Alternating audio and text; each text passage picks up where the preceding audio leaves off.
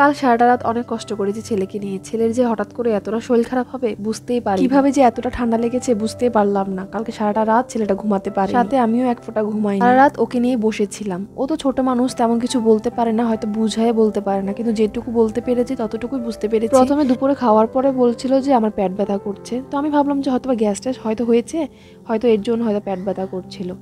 এরপরে সন্ধ্যার পরে বলছে যে আমার গলা ব্যথা করছে, আমার মাথা যন্ত্রণা করছে, আমার পা যন্ত্রণা করছে, মানে ওর ঠান্ডার কারণে ওর পুরো শরীর ওর ব্যথা করছিল।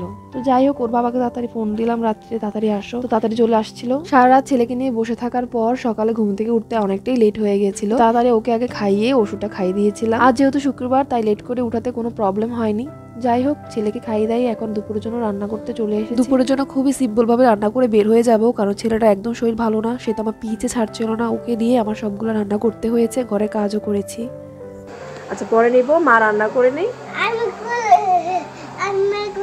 সকালে ওষুধ খাওয়ার পর এখন একটু খেলাধুলা করছে, এখন একটু শরীরটা ভালো আছে। আর এদিকে আমার দুপুরে সব রান্না শেষ, এখন সবাই মিলে আমরা খেতে বসবো।